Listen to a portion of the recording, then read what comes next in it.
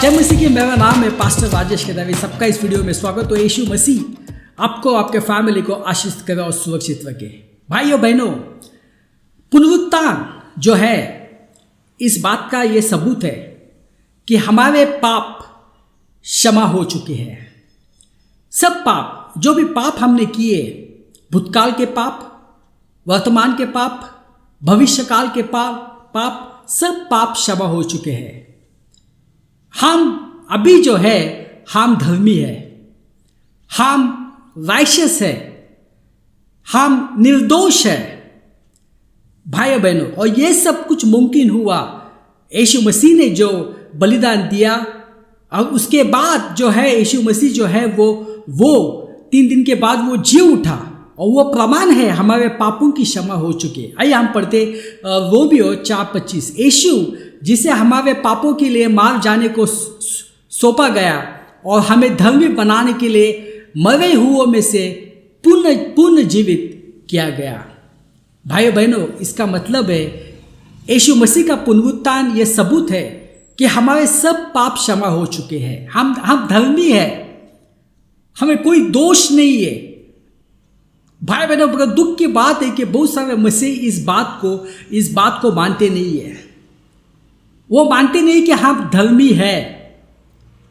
भाइयों बहनों, अगर हम मानते नहीं है कि हम धर्मी नहीं है, तो यीशु मसीह ने जो बलिदान दिया है उस बलिदान के ऊपर हमारा विश्वास नहीं है, या तो उस बलिदान को हम समझ नहीं चुके हैं।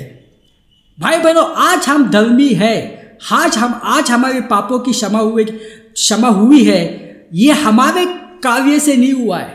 हम कितने प्रार्थना करते हैं, कितने बाइबल स्टडी करते हैं, कितने हम उपवास करते हैं, कितने हम दान देते हैं, कितना हम मीटिंग्स को जाते हैं, उसके ऊपर जो है हमारा उद्धार नहीं हुआ है। इसके ऊपर हम धर्मी नहीं ठहराए हैं। मगर जो यीशु मसीह ने जो कार्य किया है उसके वजह से हम धर्मी ठहराए हुए हैं। मगर बहुत मसीह, कुछ कलीसिया इसका वो विश्वास नहीं करते हैं। उनको लगता है कि उनके सब पाप क्षमा नहीं हुए। और बहुत सारे जो मसीह है वो अंदर जो है वो दोषीपन का जीवन जीते हैं, दोष में जीवन जीते हैं, और इसलिए वो मसीह जीवन में कभी खुश नहीं रह सकते, और कभी यीशु मसीह की शांति उनके जीवन में कभी नहीं आएगी। क्योंकि ये मसीह जो है वो खुद के कार्य के ऊपर निर्भर है। उनको लगता है कि उनके कार्य के वजह से वो आज धर्मी है, या तो उनकी पाप की क्षमा हुए उनके कार्य के वजह से। मगर जब वो पाप में गिर जाते हैं तो उनको क्या लगता है कि वो अभी अधर्मी बन गए, तो वापस जो है वो मायूस हो जाते हैं, पश्चाताप करते हैं, एक दूसरे को पाप बताते हैं, और फिर वापस वो धर्मी बन जाते हैं। वापस पाप में गिर गए, अधर्मी बन जाते हैं, वापस पश्चाताप करो, ये करो, वापस वो धर्मी बन जाते हैं। ऐसे चालू रहता है। भाइयों बहनों, ये गलत बात है। क्योंकि जब हम विश्वास करते हैं, जब हम यीशु मसीह के ऊपर विश्वास करते हैं, जब हमारा उद्धार हो जाता है, तब हमारे सब पापों की क्षमा हो जाती है। हम निर्दोष ठहरे जाते हैं। जो क्यों? यीशु मसीह ने जो कार्य किया उसके वजह से, हमारे कार्य के वजह से नहीं। जैसे कि हम जब दुनिया में थे हम पापी थे, मगर जब हमने यीशु मसीह के ऊपर विश्वास किया, हमारा उद्धार हुआ, तो हम जो है हम पापी से, हम अधर्मी से क्या बने? धर्मी बने। अभी ये जो धर्मी रहना हमारे काम के ऊपर डिपेंड नहीं है, ये यीशु मसीह के ऊपर है। तो इसलिए जब हम अधर्मी से धर्मी बनते हैं तो वापस कभी भी हम अधर्मी नहीं बनते हैं, हम पापी नहीं बनते। मगर ये बात बहुत सारे मसीह समझते नहीं है। तो इसलिए वो जो है एक दिन वो खुश रहते हैं, एक दिन जोशीले रहते हैं, अगले दिन जो है वो जो है जोश उनका सब कुछ चला जाता है। एक भाई था, उसको मिलने गया। वो जो था पहले महीने कलीसिया में आता था, बहुत खुश था, प्रार्थना करता था, बाइबल स्टडी करता था, सब मीटिंग्स में आता था। मगर अचानक वो आना बंद किया उसने। तो मैं घर गया उसके, तो उसने कहा कि अभी मैं जो हूँ मैं अधर्मी बन गया। क्योंकि वो कुछ पाप में गिर गया था। भाइयों बहनों, मसीह बनने के बाद भी हम पाप में गिर सकते हैं। ऐसा नहीं कि उद्धार होने के बाद हम पाप में नहीं गिरेंगे, ऐसा नहीं है। हम पाप में गिर सकते हैं। तो वो पाप में गिर गया था, तो उसको लगा कि अभी सब कुछ खत्म हो गया, अभी परमेश्वर मुझसे नाखुश है, अभी मुझे मौका दिया गया था मगर मैंने उसका इस्तेमाल नहीं किया, मैं पाप में गिर गया, मैंने वो किया, मैं ये किया, अभी मैं अधर्मी बन गया, अभी मैं वापस यीशु के पास नहीं जा सकता। और इसलिए वो जो है यीशु मसीह को छोड़ रहा था। और यही केस बहुत लोगों का है, यीशु मसीह को छोड़ देता कि उनको लगता है कि मैंने बहुत गलत काम किया, मैंने पाप किया है, मेरा उद्धार होने के बावजूद मैंने ये सब कुछ किया है। भाई बहनों, ये गलत है। जब आप धर्मी बनते तो धर्मी रहते, क्योंकि आप धर्मी बन गए अपने कामों से नहीं है, यीशु मसीह के कामों से। हाँ, हम पाप में गिर सकते हैं मगर इसका मतलब नहीं कि हम अधर्मी बन जाते हैं। हमारा जो स्टेटस जो होता है वो हमेशा की तरह धर्मी बन गया है और कोई भी उसको मिटा नहीं सकता है। यदि आप विश्वास नहीं करेंगे तो ये आपकी गलती है। आइए हम पढ़ते हैं इफिसियों 2:7। परमेश्वर के अनुग्रह द्वारा अपने विश्वास के कारण तुम्हारा उद्धार हुआ है। यह तुम्हारी ओर से प्राप्त नहीं हुआ है, बल्कि ये तो परमेश्वर का क्या है, वरदान है। तो देखो यहाँ पे लिखा है कि हमारा उद्धार जो है, ये हमारा उद्धार यीशु मसीह की कृपा से हुआ है। ये जो है ये वरदान है, ये गिफ्ट है, ये हमारे कुछ कामों से हुआ नहीं है। बहुत सारे मसीह लगता है कि उनके कामों के वजह से वे बहुत अच्छे हैं, बहुत प्रार्थना करते हैं, बहुत बाइबल स्टडी करते हैं और उसके वजह से उनको जो है उनको जो है उद्धार मिला। नहीं। यीशु मसीह ने जो कार्य किया है क्रूस के ऊपर, जब आप उसके ऊपर विश्वास करते हैं तो परमेश्वर आपको वरदान देता है और वो वरदान है उद्धार। आपके कामों से नहीं है। यदि आपके कामों से उद्धार मिलता तो आपको कभी भी उद्धार नहीं मिलेगा, क्योंकि सुबह आपके अच्छे काम रहेंगे, दोपहर आने तक आपके काम बदल जाएंगे और रात आने के तो बहुत ही खराब काम बन जाएंगे। यह हमारे कामों के ऊपर नहीं मगर परमेश्वर के काम के ऊपर हमें उद्धार मिला है। उसके अनुग्रह में हमारा उद्धार मिला है। और बाइबल क्या कहती है रोमियो 6 में, तब तुम पर पाप की प्रभुता न होगी, क्योंकि तुम व्यवस्था के अधीन नहीं वरन अनुग्रह के अधीन हो।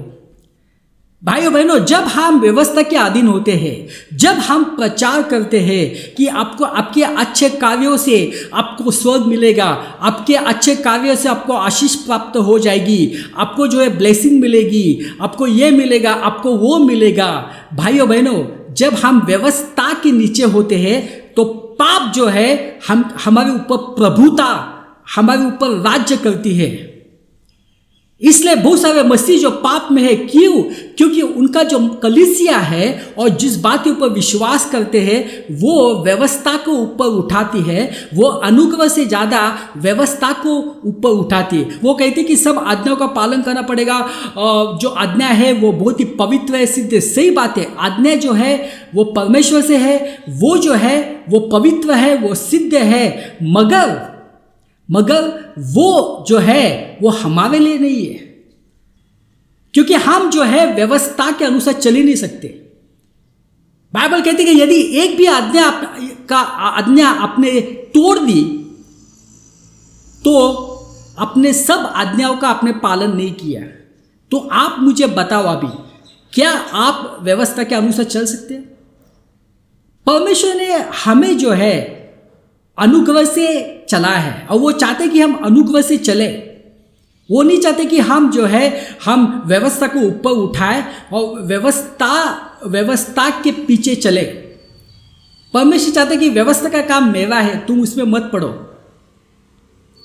भाइयों बहनों, इजरायली जब मिस्र देश से निकले, मिस्र देश लेके सिनाई पर्वत तक, भाइयों बहनों, उन्होंने कोई भी नहीं मरा, या तो उन्होंने कोई मूर्ति पूजा नहीं की, मगर जब उन्होंने व्यवस्था को ऊपर उठाया, जब उन्होंने कहा कि परमेश्वर हमें आज्ञा दो, हम सब आज्ञाओं का पालन करेंगे, क्या हुआ? कुछ वक्त के बाद उन्होंने पहली जो है आज्ञा तोड़ी। उन्होंने क्या किया? मूर्ति पूजा की। और भाइयों बहनों, जैसे मैंने कहा कि मिस्र से लेके सिनाई पर्वत तक कोई भी नहीं मरा, मगर उस दिन 3000 लोग मरे। इस वजह से जब आप अपने कलीसिया में, जब आप अपने जीवन में, जब आप जो है व्यवस्था को ऊपर उठाते हैं, परमेश्वर के अनुग्रह को ऊपर नहीं उठाते हैं, परमेश्वर यीशु मसीह के क्रूस को ऊपर उठाते नहीं है, तो पाप आपके ऊपर प्रभुता करेगा और मौत आपके जीवन में मंडराती रहेगी। क्योंकि परमेश्वर ने व्यवस्था हमें क्यों दी गई थी? ये ताकि हम जान सके कि हम जो है ये इसका हम आज्ञाओं का पालन नहीं कर सकते हैं। हमें परमेश्वर आपकी आवश्यकता है और आप हमें अनुग्रह से ही चलाना। मगर वो कुछ मसीह नहीं चाहते। वो चाहते कि खुद के परफॉर्मेंस से वो जो है सब कुछ पाना चाहते हैं, ताकि स्वर्ग में जाके कहे मैंने बहुत काम किया, मैंने इतने उपवास किए, मैंने इतने प्रार्थना किए, मैंने ये किया, मैंने वो किया। ये नहीं होने वाला है। आप अनुग्रह से ही स्वर्ग जाने वाले हैं। आप जो है आप व्यवस्था के पीछे जाएंगे तो फंस जाएंगे। और जैसे कि आपको मालूम है कि आदम और हव्वा उन्होंने क्या किया? उन्होंने परमेश्वर के खिलाफ गए। परमेश्वर ने उनको क्या कहा कि आप कोई भी पेड़ के फल खा सकते हैं, मगर ये जो पेड़ जो बीच में है उसके फल मत खाना। और उस पेड़ का नाम क्या था? उस पेड़ का नाम था बुराई और अच्छाई का पेड़। और व्यवस्था का नाम भी क्या है? व्यवस्था को क्या कहते हैं? बुराई और अच्छाई का नॉलेज। तो परमेश्वर ने क्या कहा? उसको छूना भी मत। अभी वो पेड़ परमेश्वर ने वहां पे रखा था और वो अच्छा था, मगर वो इंसान के लिए अच्छा नहीं था। उन्होंने ये निर्णय लिया कि हमें जो है परमेश्वर के अनुसार नहीं चलना है। हमें जो है परमेश्वर क्या कहते हैं उसके अनुसार नहीं चलना है। हमें जो है हम खुद के अनुसार जीना है, खुद के जो है व्यवस्था बनाने की है और हमें जीना है। इसलिए उन्होंने परमेश्वर से बगावत की और पाप इस धरती पे आ गया, शाप इस धरती पे आ गया और बीमारियां आ गई और बहुत सारी चीजें आ गई। भाइयों बहनों, इसलिए बहुत आवश्यक है कि हमें अनुग्रह में होने चाहिए, हमें व्यवस्था के अधीन नहीं होने चाहिए। यदि आज मैं आपसे कहूंगा कि मुझे बताओ कि शैतान का काम कहाँ पे चल रहा है आपके शहर में, तो आप मुझे बताएंगे हाँ ये जगह है जहाँ पे ये सब प्रोस्टिट्यूशन, लड़की वगैरह सब कुछ चलता है। ये जगह है वहाँ पे बहुत लोग ड्रग्स पीते हैं, यहाँ पे बहुत गैंग्स वगैरह सब कुछ होता है। आप ये जगह मुझे बताएंगे।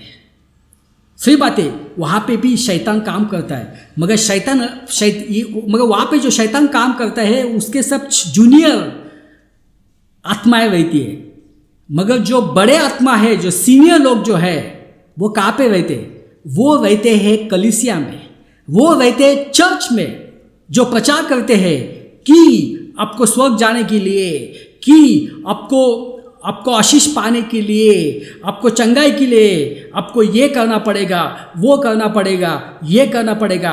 वो जो है वो व्यवस्था को ऊपर उठाते हैं। वो कहते हैं आपको सब आज्ञाओं का पालन करना पड़ेगा। आप कहेंगे हम पालन नहीं कर सकते, वो कहेंगे नहीं आप पालन कर सकते हैं। भाइयों बहनों, जैसे कि कोई भी जो है वो व्यवस्था के पीछे चल नहीं सकता है, सब आज्ञाओं का पालन नहीं कर सकता, और इसलिए जो है हमें यीशु मसीह की आवश्यकता है। मगर वो कहेंगे कि आप पालन कर सकते हैं। तो जब आप व्यवस्था के पीछे भागेंगे तो शाप आपकी ज़िंदगी में आ जाएगा, क्योंकि अगर अपने आज्ञाओं का पालन नहीं किया तो शाप आपके जीवन में आ जाएगा। आपके जीवन में दोषीपन आएगा, आप मायूस रहेंगे और आपके जीवन में कुछ नहीं होने वाला। इसलिए बहुत सारे मसीहों के जीवन में कुछ नहीं हो रहा है। वो सब कुछ कर रहे हैं मगर कुछ नहीं हो रहा है, क्योंकि वो जो है वो व्यवस्था को ऊपर उठा रहे हैं। आइए हम जाएंगे नीति वचन 17-15। यहाँ पे क्या लिखा है? जो दोषी को निर्दोष और जो निर्दोष को दोषी ठहराता है, उन दोनों से यहोवा घृणा करता है। तो जो दोषी को निर्दोष ठहराते हैं या जो निर्दोष है उसको दोषी ठहराते हैं, यहोवा जो है ये दोनों से घृणा करता है। यानी यहोवा को ये पसंद नहीं है। भाई बहन, इसका मतलब क्या? इसका मतलब ये कि जब हमारा उद्धार नहीं होता है, जब हम दुनिया में होते हैं, जब हम यीशु मसीह के ऊपर विश्वास नहीं करते हैं तो हम पापी ठहराए जाते हैं, हम अधर्मी होते हैं, क्योंकि हमारे पाप की क्षमा नहीं होती है। मगर जब हमारा उद्धार हो जाता है, जब हम यीशु मसीह के ऊपर विश्वास करते कि यीशु मसीह जो है वो जिंदा खुदा है और यीशु मसीह ने मेरे पापों के लिए जो है क्रूस के ऊपर अपनी जान दे दी, क्रूस के ऊपर अपना लहू बहाया, जैसे हम उसके ऊपर विश्वास करते हैं तो हमारे सब पापों की क्षमा हो जाती है। जो पाप हमने अतीत में किए, जो पाप हमने वर्तमान में किए और जो पाप जो है वो भविष्य के जो पाप हम करने वाले हैं, सब पापों से हमें क्षमा मिल चुकी है और हम जो है हम निर्दोष ठहराए हुए हैं, हम धर्मी ठहराए हुए हैं। तो ये आपको मालूम होना चाहिए। तो जब आपका उद्धार नहीं होता है तब आप जो है वो अधर्मी है, और जब आपका उद्धार हो जाता है तो आप धर्मी बन जाते हैं। भाई और बहनों, ये याद रखना बहुत आवश्यक है, हम धर्मी होते हैं हमारे कार्यों से नहीं, हमारे कामों से नहीं, मगर जो यीशु मसीह ने जो काम किया है क्रूस के ऊपर, जो महान बलिदान दिया है, उससे हम जो है वो धर्मी बनते हैं। क्योंकि बहुत सारे मसीहों को लगता है कि उनके अच्छे कार्य से वो धर्मी बन गए हैं। आपके अच्छे कार्य से नहीं है। आप चाहे कितना भी प्रार्थना करते हो, चाहे कितने भी आप फास्टिंग करते हो, चाहे कितने भी आप अन्य भाषा में बात करते हो, चाहे कितने भी आप दान देते हो, अभी ये सब देना बहुत आवश्यक है, मगर यदि आप सोचते हैं कि इन कार्यों के वजह से आज मेरा उद्धार हो चुका हो, तो ये गलत बात है। अभी यहाँ पे क्या लिखा, जो दोषी को निर्दोष बता, इसका मतलब क्या है?